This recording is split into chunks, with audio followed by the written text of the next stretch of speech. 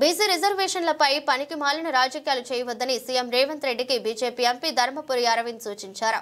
బీసీల పట్ల చిత్తశుద్ధి ఉంటే గత సుప్రీంకోర్టు తీర్పులను అధిగమించి రిజర్వేషన్లు అమలు చేసేలా ప్రభుత్వం వ్యూహం ఏంటో చెప్పాలన్నారు.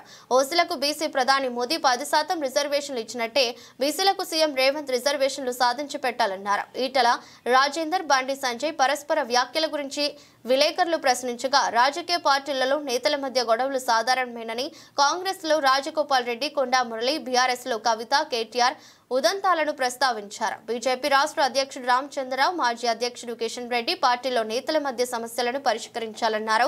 రాజాసింగ్ ఎక్కడున్నా ఆయనను గౌరవిస్తామని, రాజాసింగ్ రాజకీయ నాయకుడిని మించిన ఐడియాలజికల్ మ్యాన్ అంటూ పొగడ్తలు కురిపించారు. రాజాసింగ్ ను బీజేపీ బహిష్కరించలేదని, ఆయన రాజీనామా చేశారని అన్నారు. తమ పార్టీ సభ్యత్వం కోసం ఒక మిస్డ్ కాల్ ఇస్తే ఆయన తిరిగి పార్టీలో సభ్యుడు అవుతారని చెప్పారు.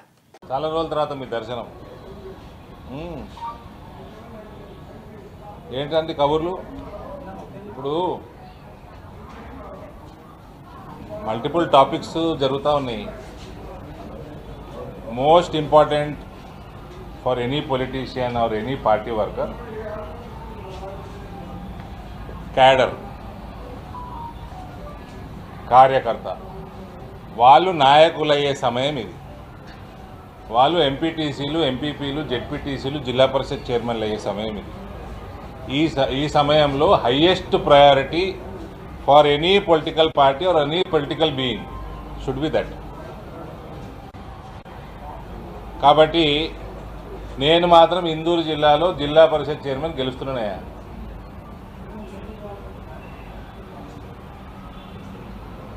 తెలంగాణలో కూడా వస్తున్నాయి కార్యకర్తల ఎలక్షన్లు.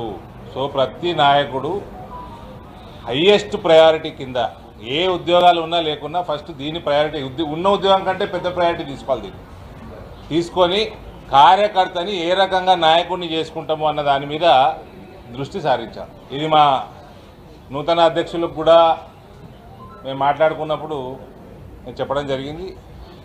కాబట్టి highest priority we have to make sure strengthen the party from ground level by focusing more on these upcoming local body elections more than assembly or parliament.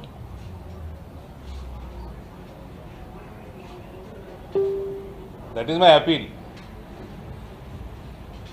ఇంకా అంటే మీరు ఏంటి మీ ఉద్దేశం? మీ పార్టీలో జరుగుతున్న పరిణామాల మీద అంటే ఇవన్నీ నష్టం చేస్తేనే మీరు బండి సంజయ్ గారు, మరి ఈటల రాజేంద్ర గారు కొడకాయ కామెంట్ ఇవన్నీ మంచి పరిణామాలు కావాలి. ఇగో మై డియర్ శ్రీనివాస్, రాజగోపాల్ రెడ్డి ఏం చేస్తున్నాడు? రాజగోపాల్ రెడ్డి ఏం చేస్తున్నాడు? కాంగ్రెస్ పార్టీలో ఏమవుతుంది? కొండా మురళి గారు ఏం చేస్తున్నారు? కొండా సురేఖ గారు ఏం చేస్తున్నారు? కవిత గారు ఏం చేస్తున్నారు?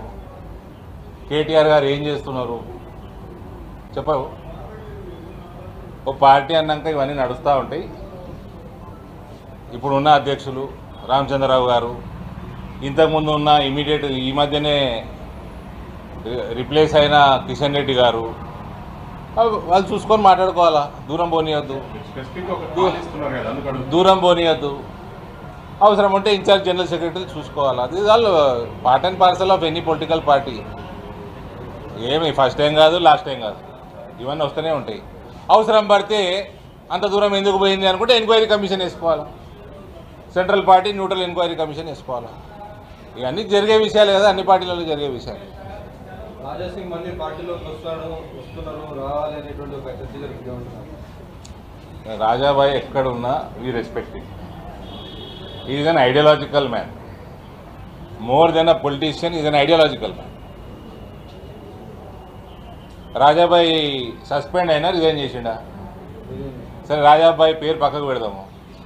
ఎవరన్నా రిజైన్ చేసిండు అంతే కదా, సస్పెండ్ కాలే కదా. ఆయనకి కారణాలు ఏమున్నా ఆయన రిజైన్ చేసిండు. రేపు మిస్డ్ కాల్ ఇస్తాడు. మాకు మిస్డ్ కాల్ ఉంటుంది కదా మెంబర్షిప్కి, ఇస్తే ఏమవుతుంది అడుగుతున్నాను. మై క్వశ్చన్ ఏమవుతుంది అప్పుడు? నేనేం రాజాసింగ్ గారు అంటలేను, బీజేపీ అంటలేను. పొలిటికల్ పార్టీ మెంబర్షిప్ తీసుకోవాలంటే మిస్డ్ కాల్ ఇవ్వాలి. రకరకాలు ఉన్నాయి, మిస్డ్ కాల్ కూడా ఉంది. ఆయనని సస్పెండ్ చేయలేదు కదా. ఆయన ఏదో మనస్తాపం చెందిండో ఇంకేందో రిజైన్ చేసిండు.